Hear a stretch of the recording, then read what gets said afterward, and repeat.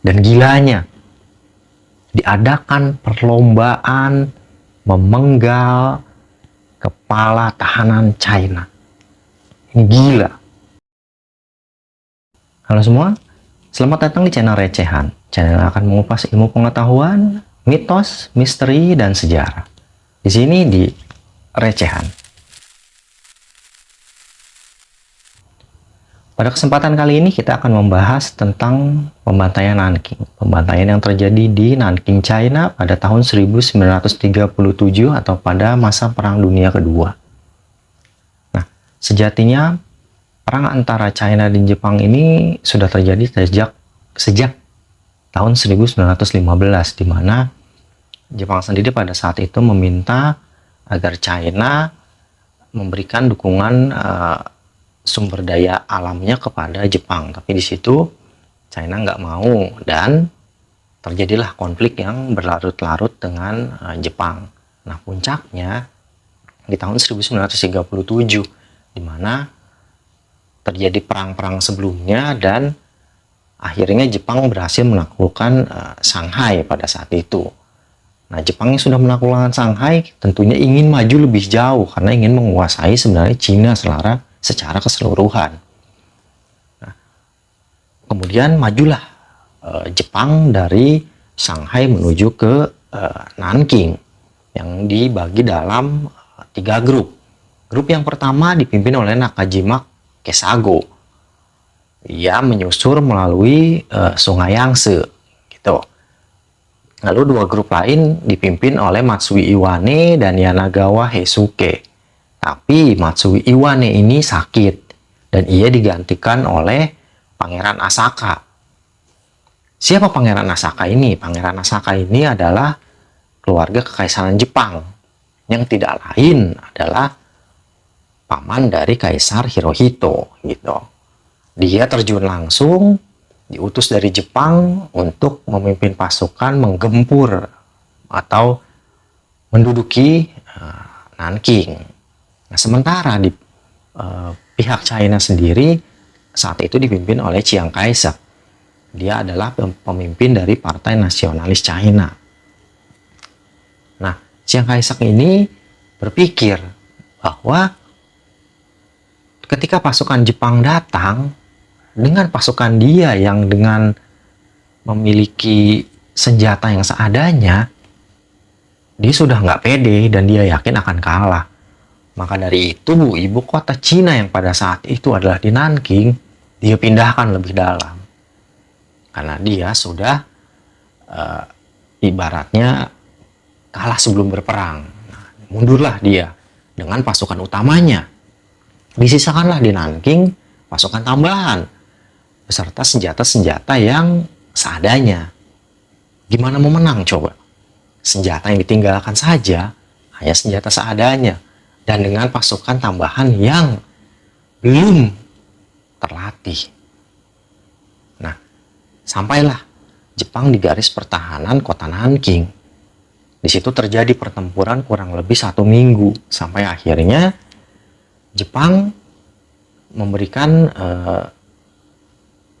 ultimatum kepada China. Bukan ultimatum, tapi sebuah kesempatan kepada para tentara China, di mana kalau kalian menyerah, kalian gak akan diapa-apakan.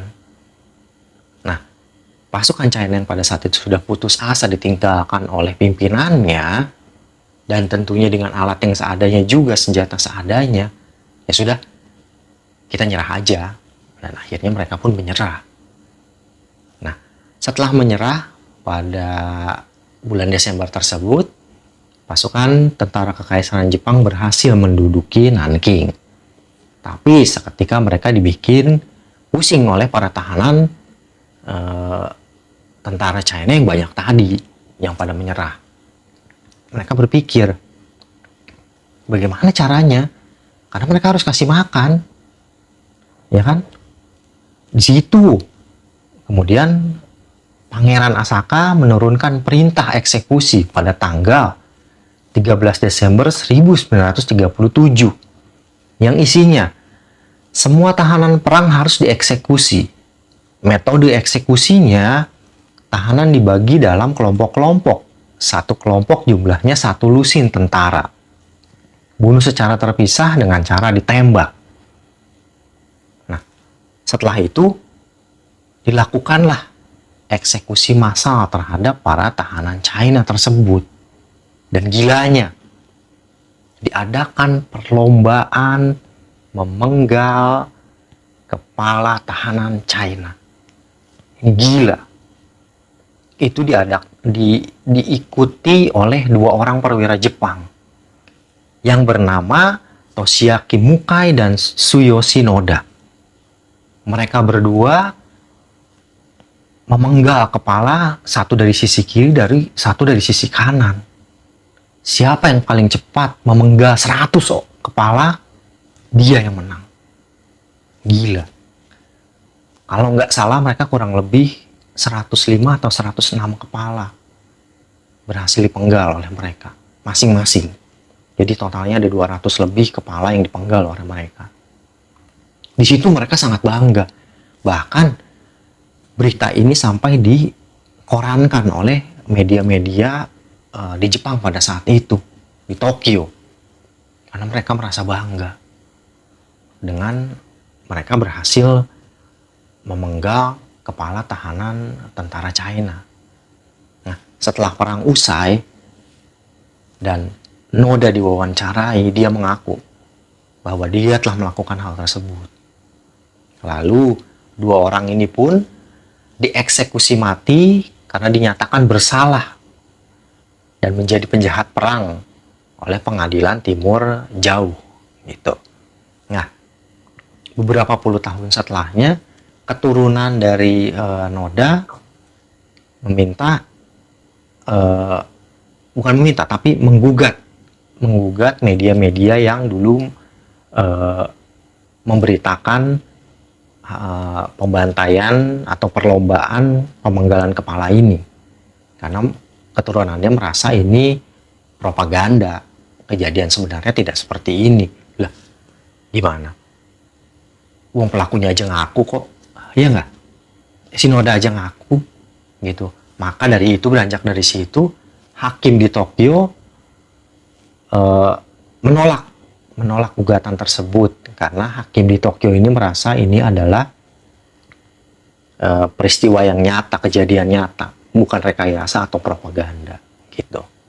Nah, pada tanggal 17 Desember 1937 kembali diturunkan perintah oleh Kekaisaran Jepang untuk mengeksekusi tahanan tentara China yang tersisa.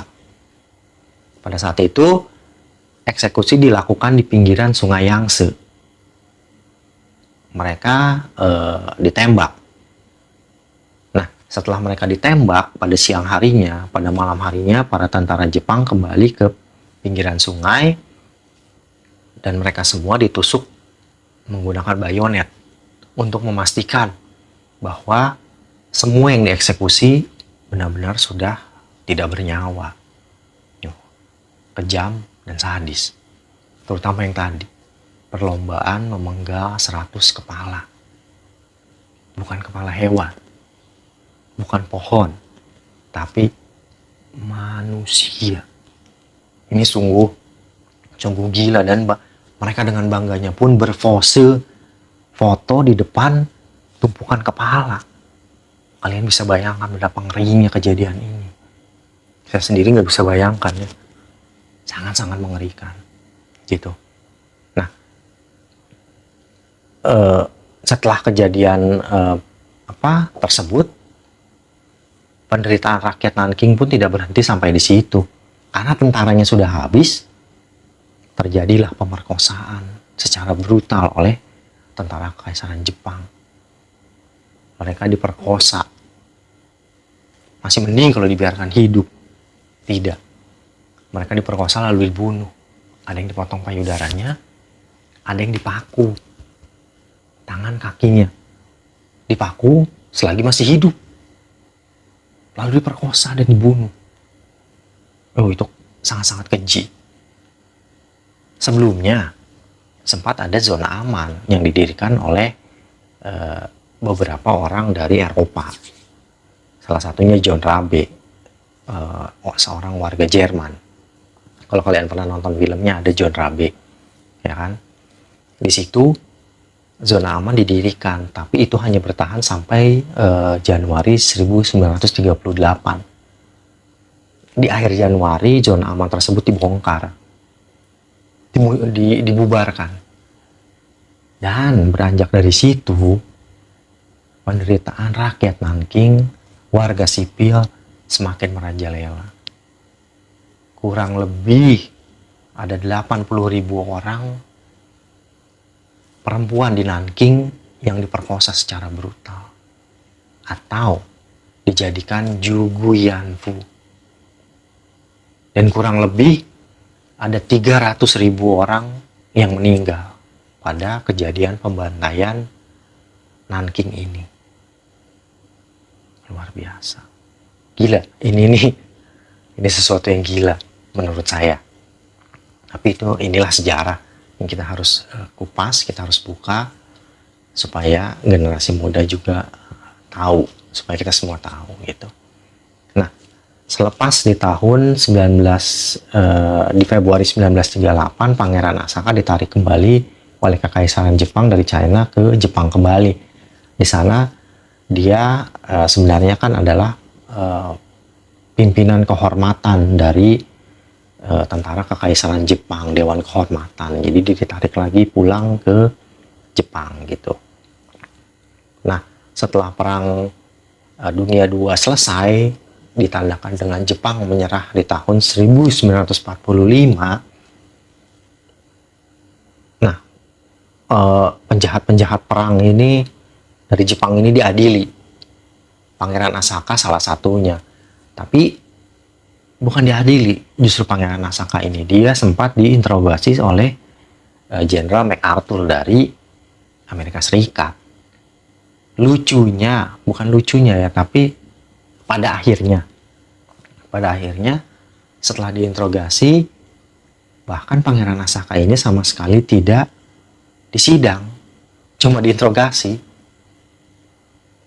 Dia cuma diinterogasi, setelah itu udah nggak dapat hukuman, bahkan disidang pun enggak. Ya udah, seperti biasa aja.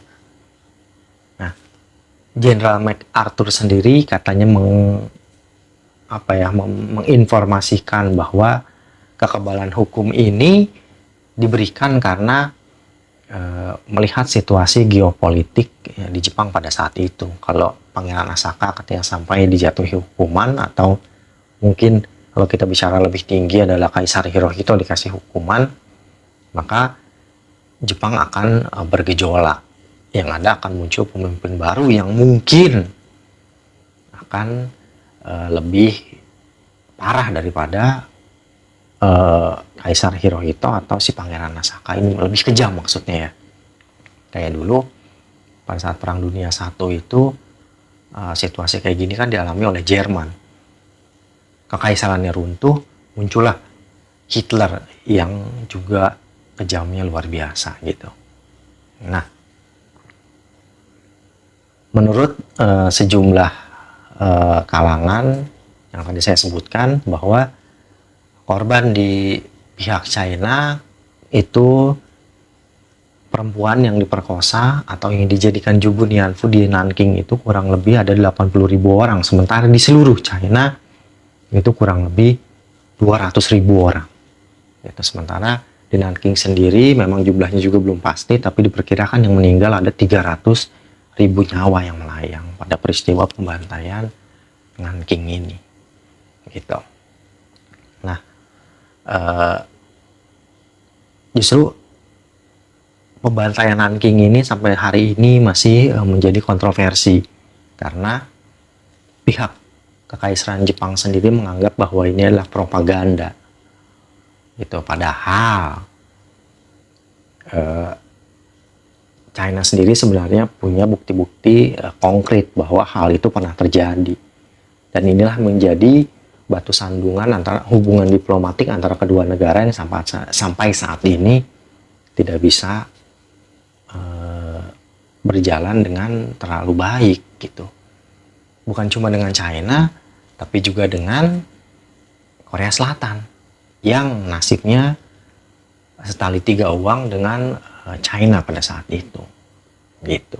Nah, tanggal 13 Desember 1937 yang saat terjadi pembantaian pertama itu selalu diperingati tiap tahun oleh pemerintah China, di mana mereka melakukan upacara di Memory Hall Nanking gitu, atau Museum Nanking yang isinya di dalamnya ada peninggalan-peninggalan saksi bisu terjadinya pembantaian Nanking. Bahkan di situ juga ada tengkorak-tengkorak para tentara China yang dieksekusi. Ada juga mungkin patung-patung simbol yang kepala kayak gitu-gitu. Yang saya lihat di foto-fotonya sih seperti itu, gitu.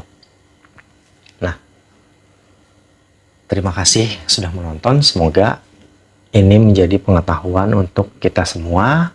Semoga berguna buat kalian semua. Salam sehat selalu dan sampai jumpa di video-video selanjutnya.